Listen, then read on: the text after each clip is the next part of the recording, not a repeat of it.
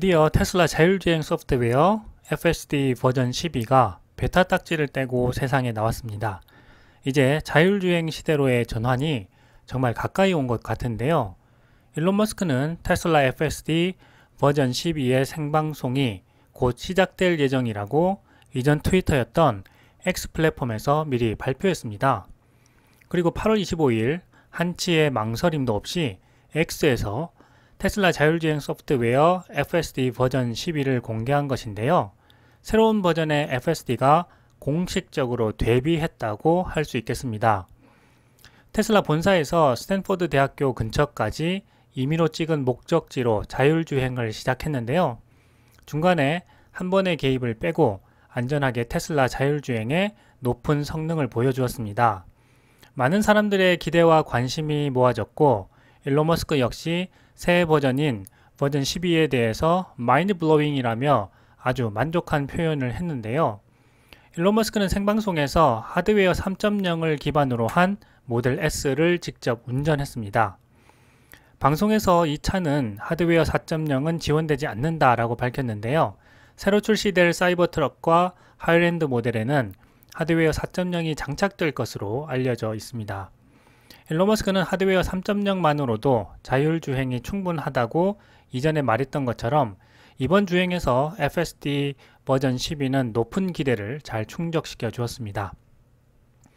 이제 정말 자율주행 시대가 가까이 왔구나 하는 것을 방송을 보면서 느낄 수 있었는데요.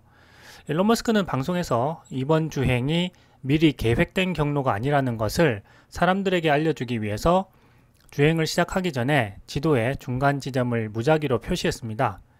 그리고 말 그대로 엔드 투 엔드, 처음부터 끝까지 시스템의 알고리즘에 근거해서 자율주행을 하는 모습을 보여주었는데요. 생방송에서 일론 머스크는 회전 도로에서 주행하는 방법, 건설 장애물이 나타났을 때 어떻게 대처하는지, 그리고 로터리에서의 주행 방법 등을 알려주는 별도의 코드라인, 그러니까 버전 12에서는 인간이 직접 만든 코드로 작성된 것이 없고 단지 인공지능 AI에게 많은 비디오 트레이닝용 데이터를 보여주고 운전 방법을 학습시킨 결과다 라고 이야기했습니다. 이 부분이 정말 중요한데요. FSD 버전 12부터는 사람이 코딩하는 것이 아니라 인공지능이 데이터로 학습해서 직접 필요한 알고리즘을 코딩하는 소프트웨어 2.0 시대의 결과물이라는 점입니다. 이것은 인공지능 산업이 초기에서 이제 성장을 가속화하는 단계로 진입하는, 말하자면 본격적인 인공지능 발전 가속도가 붙었다는 것을 의미하는 것입니다. 일반인들이 테슬라 자율주행 FSD 발전의 제대로 된 의미를 파악하지 못하는 부분이 바로 이 부분인데요. 앞서 제가 박경철 선생님의 우리 시대의 W를 찾아서란 영상을 보여드린 것도 이런 의미를 제대로 파악하는 사람만이 앞으로 새로운 4차 산업혁명 시대의 불을 거머쥘 수 있게 되기 때문입니다. 일론 머스크는 이런 의미를 다음과 같은 말로 자세히 설명했습니다. 자동차를 운전하는 데는 실제로 내비게이션이나 지도 데이터도 필요하지 않다. 주차장 내에서 길 안내가 좋은 예인데 지도 데이터 없이도 자동차가 주차장을 찾을 때까지 스스로 돌아다닐 수 있고 쇼핑몰 입구와 출구가 어디인지 알아내서 내려주거나 태울 수 있다 라고 했습니다. 그래서 자율주행 버전 12의 완성은 이제 인간의 손을 떠나서 인공지능이 스스로 데이터를 학습하고 알고리즘을 생성하는 소프트웨어 2.0 시대를 여는 상징성을 제대로 보여주는 사례라고 할 수 있습니다.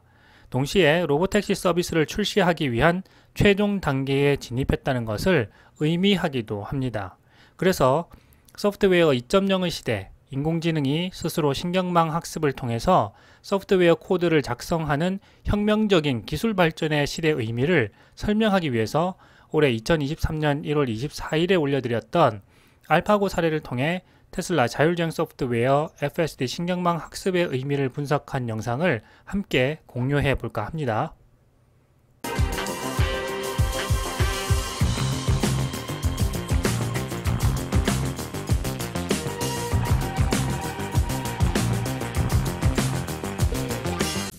안녕하세요. 오늘은 테슬라 인공지능 비즈니스가 두 번째 진화를 하고 있으며 이것이 부자가 될 기회가 될 수도 있다 하는 내용에 대해서 알아보도록 하겠습니다.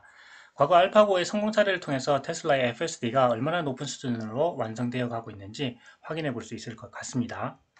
자, 2023년 1월 15일 일론 머스크가 테슬라 FSD의 신경망 네트워크를 이용하겠다 하는 내용을 트윗을 올렸는데요. 이것이 아주 혁신적인 기술 발전임에도 불구하고 이것을 알아보는 사람들이 많지 않기 때문에 가치 평가가 제대로 이루어지지 않고 있는 상황입니다. 자, 테슬라는 자율주행을 위해서 과감하게 레이더와 라이더를 제외시킵니다. 그리고 순수하게 카메라로 시각화하는 퓨어 비전 시스템으로 FSD 신경망 훈련을 시켜왔는데요. 테슬라 퓨어 비전 시스템은 카메라 센서로 얻어진 2D 이미지를 수도 라이다 기술을 이용해서 3D로 재구성하는 기술을 말합니다. 자, 이것으로 정밀한 결과값을 얻을 수가 있는데요. 수도 라이다 기술은 2D 이미지에 깊이인 뎁스 값을 적용해서 이미지를 3D로 변환해서 인식하는 기술을 말합니다. 이 수도 라이다 기술로 얻어진 3D 데이터가 실제 라이더 값에 가까워지면서 이 테슬라는 굉장히 비효율적인 퓨어 비전 시스템이 가능해지게 되었습니다. 자, 그래서 이런 단계에서 이제 일론 머스크는요, 테슬라 FSD에 신경망 네트워크를 이용하겠다라고 이야기를 했는데요. 이것은 인간이 만든 코드에 의지하던 부분까지 완전히 인공지능 코딩으로 대체해 나가겠다 하는 것을 의미합니다. 자, 인공지능이 새로운 단계로 진입한다는 것을 의미하는데요. 이것에 대한 그 자세한 이해를 위해서 과거에 구글 딥마인드가 만들었던 알파고를 통해서 이해의 폭을 좀 넓혀보도록 하겠습니다. 자, 인공지능의 신경망 네트워크를 적용한 대표적인 사례는요, 알파벳 구글의 딥마인드가 만든 바둑 인공지능인 알파고입니다. 많은 사람들이 또 알고 있죠. 자, 이 CEO는 데미스 그 하사비스입니다. 과거 학생 시절에 체스 선수를 했었고요. 그렇기 때문에 이 게임에 대한 굉장히 폭넓은 이해를 하고 있습니다. 8살 때 체스 토너먼트에서 얻은 상금으로 첫 번째 컴퓨터를 구입하면서 이 컴퓨터 업계로 뛰어들게 되었는데요. 이때 컴퓨터가 마음의 힘을 확장할 수 있는 일종의 마법장치다 이렇게 생각을 했다고 합니다. 자, 그리고 영국 옥스퍼드 대학에서 인공지능에 대한 이제 강의를 하게 되는데요. 자, 이곳에서 가상환경과 게임은 AI 알고리즘을 개발하고 테스트하기 위한 완벽한 플랫폼이다 라고 이야기를 합니다. 자, 그리고 간단한 벽돌 깨기 게임을 보여주면서 인공지능 알파고의 가능성에 대해서 이제 확인하게 되는데요. 자, 이때는 옥스퍼드 학생들조차도 굉장히 이제 가볍게 생각을 했습니다. 자, AI는 처음 100번의 게임에서는 잘 하지를 못했습니다. 자, 그런데 그 300번을 게임을 시키게 되니까 인간만큼 하게 됐어요. 그런데 여기서 이제 200번 더해서 500번을 게임을 하고 난 후에는 이 터널을 파고 벽 뒤로 이제 공을 넣어서 벽돌을 깨는 방법을 발견하게 되었습니다. 그만큼 이제 학습을 하니까 더 많이 이제 발전하게 된 거죠. 자, 그러면서 이 AI가 게임에서 뭔가를 배웠고 이러한 일반적인 AI의 잠재력은 굉장히 유익할 것이다 라고 이제 이야기를 하게 됩니다. 자, 그래서 다음 단계는 인간이 고안한 가장 복잡한 게임인 프로 바둑에 AI가 도전하는 것이다 라고 이야기를 해요. AI 연구에 가장 오래되고 큰 도전이었다 이렇게 이야기를 하는데요. 인공지능 알파고 프로젝트는 이러한 모습을 보게 되면 사실 수많은 사람들의 관심 밖에서 시작됐다 이렇게 볼 수가 있습니다. 자, 그런데 여기에 그 2013년에서 2015년까지 유럽 바둑 챔피언을 지냈던 판 후이가 알파고 프로젝트에 참여하게 되면서 이 프로젝트가 급속히 진행되게 됩니다. 자, 판 후이는 엔지니어를 대신해서 알파고와 바둑을 두면서 이 알파고의 약점을 보완하고요. 완벽한 바둑 인공지능 시스템으로 이제 만드는 역할을 하게 됩니다. 자, 이 딥마인드는 일종의 그 AI를 위한 아폴로 프로젝트다라고 해서 이 회사에서 생각을 하게 되는데요. 이 알파고 프로젝트는 인간의 지능을 근본적으로 이해하고요. 인공적으로 재창조하려는 시도다라고 이제 정의를 내립니다. 알파고는 먼저 인간이 만든 그 수많은 코딩으로 시작하게 됩니다. 자, 바둑은 체스와 비교할 때 한정 위치에서 가능한 이동수가 훨씬 더 많기 때문에 이 컴퓨터가 다루기가 매우 어렵습니다. 자, 체스에서 이동수가 20개라면은 바둑에서는 이동수가 200개가 되게 됩니다. 그래서 보드에서 가능한 수가 다 합치게 되면 우주의 원자수보다 많다고 합니다. 굉장히 많은 경우의 수가 있는 거죠. 자, 그래서 전 세계의 모든 컴퓨터를 가져와서 100만 년 동안 실행하더라도 이 바둑에서 가능한 모든 변형을 계산하기에는 컴퓨팅 성능이 충분치 않다고 하는 거죠. 그러니까 이 놀라운 비밀이 이 바둑판에 있다 하는 거 이야기입니다. 자, 딥마인드는 그래서 사람들이 직관으로 하는 일을 흉내낼 수 있는 영리한 알고리즘을 고안해야 되겠다라고 이제 생각을 하게 되는데요. 이 유럽 바둑 챔피언이었던 판후이가 이 알파고와 먼저 이제 게임을 합니다. 그래서 5게임을 하는데 5게임을 다 지게 됩니다. 자, 그러면서 이 소식이 널리 이제 알려지게 되니까 바둑 인공지능에 대한 관심이 높아지기 시작했죠. 자, 알파고는요, 과거 체스 챔피언 카스파로프를 IBM 컴퓨터가 이기는 방식하고는 굉장히 다른 방식입니다. 스스로 학습하는 방식이기 때문인데요. 약 10만 개의 바둑 선수들의 그 경기를 보여주고요. 처음에는 인간 플레이어를 모방하도록 합니다.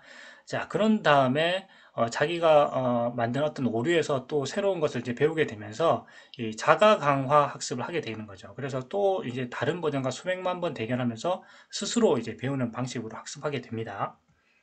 자, 그래서 위얼드의 캘메츠는요, 알파고가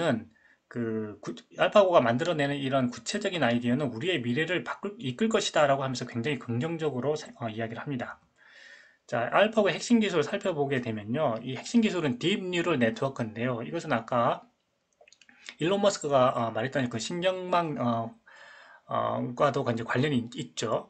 근본적으로 인간 두뇌의 그 뉴런 랩을 이제 모방하는 방식인데요. 이건 굉장히 이제 오래된 아이디어입니다. 자, 그럼에도 불구하고 이 최근에 이제 컴퓨팅 능력이 증가했기 때문에 이 신경망 훈련이 빠른 시간에 가능해지면서 이것에 대한 어떤 확장성이 계속해서 이제 늘어나고 있는 상황입니다. 그런데 과거에도 이런 아이디어는 있었지만 컴퓨팅 능력이 뒷받침해 주지를 못했었죠. 그런데 이제 컴퓨팅 능력이 좋아지니까 이런 신경망 훈련을 시키면서 이런 인공지능의 발전이 굉장히 빨라졌다. 이런 걸 우리가 알 수가 있습니다.